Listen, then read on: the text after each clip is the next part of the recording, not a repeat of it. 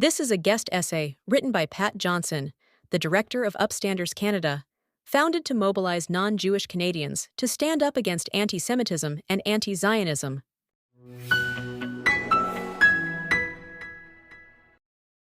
If majorities of respondents in many Western countries view the possibility of something like the Holocaust happening again, why aren't we doing more to stop it? Of course, a millennia-old problem is not going to be solved in a day, especially because anti-Semitism is in our civilizational DNA. So, while it is often compared with a virus, I think it is less like, say, the common cold, though anti-Semitism is tragically common, and more like a chronic, manageable condition. To take the human healthcare metaphor a tiresome step further, we may know from personal experience that people with manageable conditions who stay on top of their health issues can live long, healthy lives. Those with conditions that are ignored and allowed to deteriorate are likely to spiral into perpetual ill health and early death. Most of us will probably not live to see the end of anti-Semitism.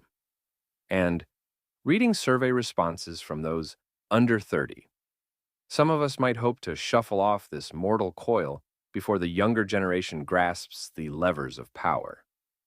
However, our obligation, I guess, is to, the tedious metaphor again, try to manage our society's health and prevent this potentially fatal disorder from spiraling out of control. But first, there are very specific reasons why anti-Semitism presents a special challenge.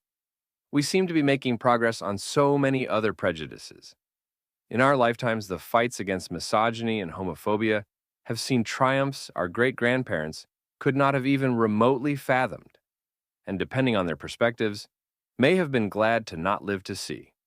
Anti-Semitism, meanwhile, has gotten catastrophically worse in the past 25 years. And since October 7th, 2023, has seen a horrifying hockey stick graph upsurge.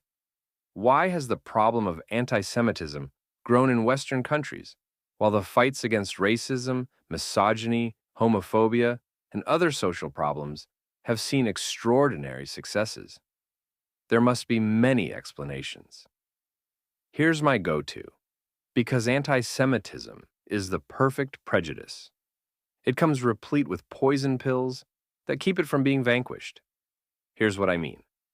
Anti-Semitism is a complex conspiracy theory that involves ideas of Jewish control, of media, finance, governments, the world, the weather, whatever.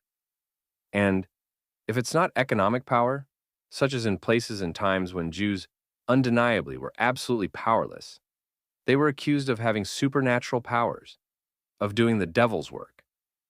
This concept of so-called Jewish power is so embedded in our cultural DNA that even people of goodwill probably intuit that while anti-Semitism is bad, the Jews are going to be just fine. An amusing and entertaining aside in a depressing conversation. There is a public service announcement from the American Jewish World Service, released in 2010 and featuring a parade of famous people. It is a masterpiece of a public service announcement. As is often the case, comedian Sarah Silverman offers a throwaway line that uses humor to illuminate something huge. 3 minutes and 20 seconds into the video, she conspiratorially says, "Jews are fine." It's sublime.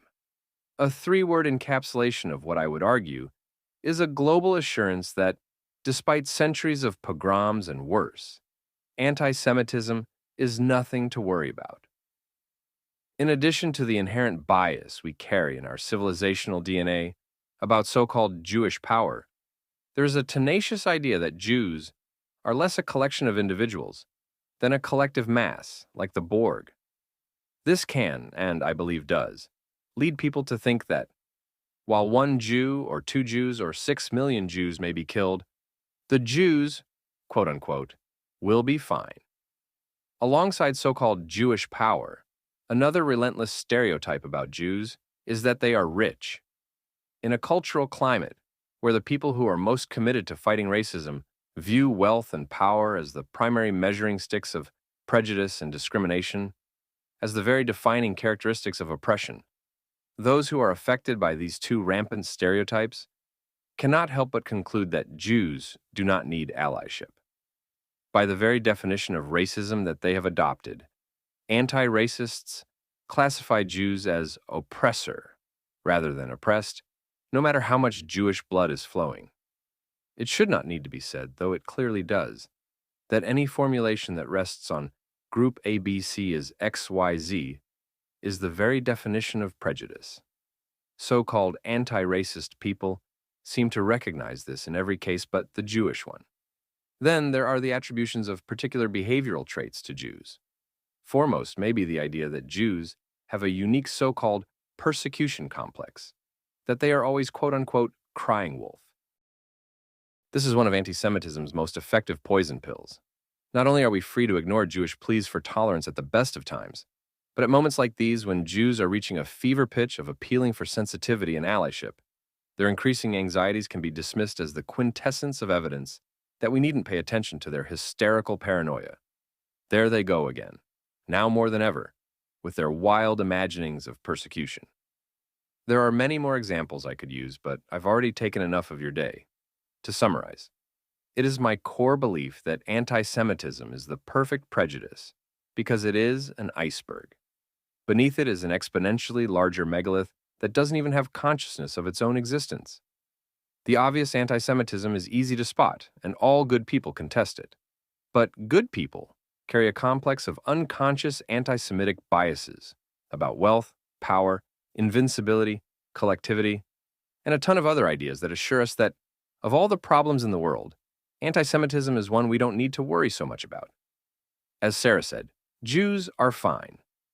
These, I think, are some of the reasons anti-Semitism has survival characteristics that ensure it perpetuates itself even among people of goodwill.